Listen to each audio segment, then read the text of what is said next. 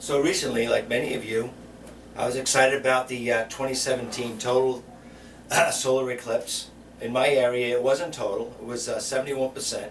But um, I do have this cheap telescope, and I do know that you can use a telescope to project the sun's image. Of course, you can get a solar filter that would go over the lens, um, but I didn't have a solar filter. And of course, I did have the eclipse glasses that everybody did use. So I had them, but I did attend a local observatory, the Custer Observatory in Long Island, and hoping that they would have their big telescopes available for us to see. I assumed that they would have either solar filters or dedicated solar telescopes, but it was a big mob, and you'll see the video of it. I'll include it right after this little demonstration. But luckily, I brought my telescope. I wasn't exactly sure how I was going to set it up, but I had an idea. This is a cheap refractor telescope that I bought used, actually. So I think I paid $50 for it. It's a 60 millimeter. And it included the tripod, which is a sort of heavy wooden tripod that I have in the shed. But this is what I used. It comes with, here's the telescope, okay? This is what you would normally, you would attach this as you normally do to a tripod. But of course, you never would ever look into the eyepiece at the sun, unless you had a solar filter that would go over the front of the telescope. This way, anything coming in is safe, and you would get a good solar filter, not a cheap one, because it's your eyes on the line with this. But I didn't have that, and I know that you can actually project the sun's image through the telescope. And of course, you should never use an expensive telescope to do this, because it's very, very hot. It might burn elements in the telescope, so you never want to risk an expensive telescope. But since this was a cheap one, and I have done this before, actually it comes with this rod that attaches to the spotting scope. This is a spotting scope that attaches to the side of this telescope. And what you're supposed to do to view the sun with this is, this goes through here, and it has these two plates. One plate with a hole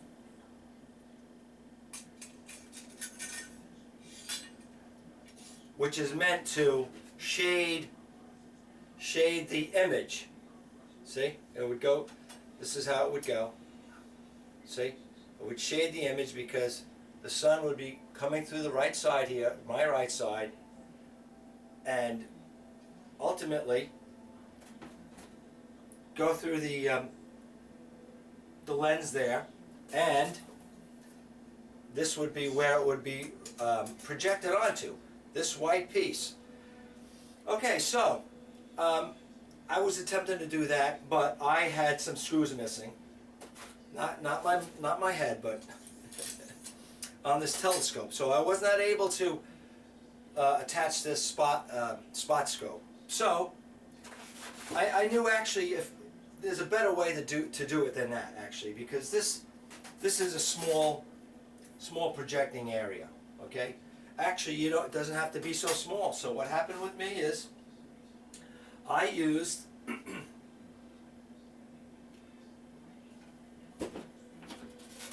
let me just close this up. You could use a white piece of paper, and what I did was I thought of this. I'm saying bring a white piece of paper, but you have to attach it to a box, because the telescope is obviously going to be looking up at the sun, and the projection is going to be down low at a probably 45-degree angle or something, and you're going to need something to hold up this piece of paper. So I said to myself, hey, look what I got. So I used this, and you'll see this in my video. So I said to myself, holy mackerel, it's white, and it's big enough where I can just lean it on whatever's around, something like this. And that's ultimately what we did. This was on the tripod, and what you do have to do is, you do need a shade of some sort. So I had a folder. It was a hold on, I'll get it. Here's the folder I brought with me. I knew I would somehow adapt it to shade the image, because when you have the sun beating down, you do want to have a shaded area so the image stands out. So I brought this, and as you can see, I cut a hole, I ripped a hole out of it, and of course I had to rip it down the middle so I could fit it around my telescope. Okay, now let me show you what I ended up doing. I wasn't sure. At first it was hard to actually find the sun. You can't use a spotting scope because you can't look through any lenses up at the sun. So a friend of mine, we sort of had to just, eyeball it. Eventually we got light coming through this end, but it was very blurry, and I said to myself, oh, of course you're going to need a lens on the other end to focus it. At first I didn't know. Well, I've sort of figured out that you're not going to use the normal 90 degree attachment that you use to normally view something, in the sky, because it will probably damage it, and second of all, you don't need it. You really just want the image coming straight through. Okay, but of course this end has no lens, so I tried a regular eyeball lens, the regular viewing lens that you normally attach. Was not working for some reason. Either I wasn't getting any light, or it was too blurry. I don't remember. But then it dawned on me. Look, I got this Barlow lens. Okay, it's a 3x Barlow lens. They call it Barlow for some reason. I don't know. I guess it magnifies it 3 times. So I stuck that on there, and lo and behold, we got an image. My God! So it wasn't far from there that you just have to focus it using a normal focusing knob here, and my God, it was beautiful. And then of course you just use your normal adjusting knobs on your tripod because of the Earth's rotation. Every few seconds it's going to start moving out of the field of view. So you of course you would normally adjust it to keep it in the viewing range. After a while, I had the white paper. I taped that on here to get even a better image, because it's whiter and it's cleaner. But this was the hit of the gathering at the observatory, because it was so big. The image, as you'll see in my video, is enormous, and you could watch it with the naked eye. So people who were squinting at this nearby solar telescope, which was good, but as you know, trying to look through an eyepiece depends if you have glasses on, and it's very particular how far your eye is from the eyepiece. So very hard to see.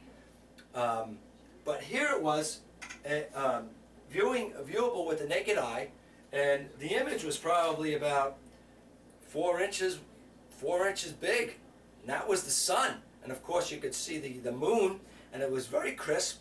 You could see the sunspots. So the beauty of this method is you're using a cheap telescope. You're probably not going to damage it, because I'm sure I didn't damage it. You're not going to damage your eyes, and you can watch it for as long as you want to. And you don't even need to wait for a solar eclipse. You could look at the sun and see sunspots. You don't need an eclipse. I plan on actually taking this out on a sunny day, and actually the day of the solar eclipse it was a little cloudy. And what was funny was, as clouds drifted across the sun, you could see the clouds drifting across my image.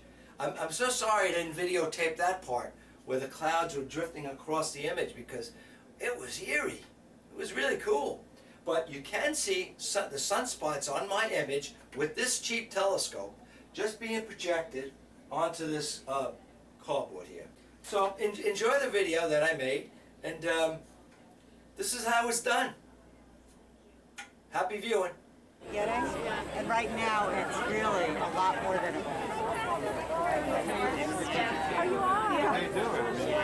Pardon me. At 2:45 maximum.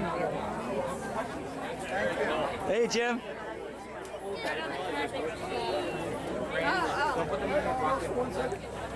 Jimmy, you got it going, man. You gotta make an adjustment. Yeah, and the other one. Yeah. Try to use these. Okay. There's two of them. This one. I haven't yet. I'm waiting for my kids to get back. Okay, that's Nice. beautiful.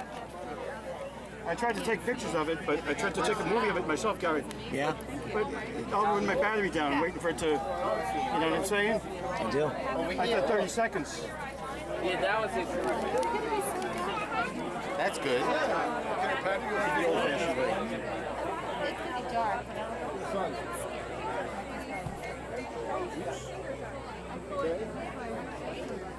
What's going on here?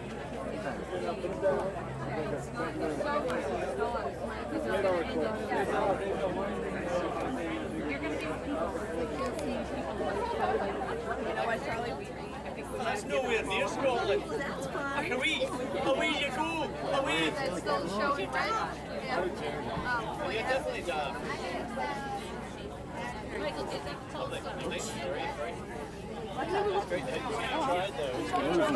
You know what, Charlie? Let's go with me. Let's go. Look at that ice cream cone. Yeah, I think the kids usually want double. How much ice cream does kids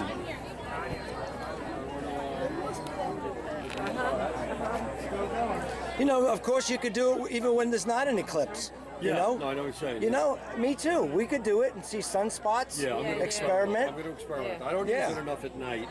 because it's very hard to focus the other way. Yes, it is. That's fantastic. I can never sync the spotter scope up with the main. Well, that's why I'm standing here. Yeah. Yes. Yours is as good as it's gonna get. Yes. It's a big gathering. Unless you were selling glasses of wine, then it would be even better. Or solar glasses, right? Yeah. If we had looked ahead, right? To cover the sun. It's the filter. There are several kinds of solar filters. If someone lets you peek with the glasses in 3 minutes, then you can see some peak. This lets one way It light. has like 6 pairs of black triple light. Yeah, right. See that? That's it right there. The sun is.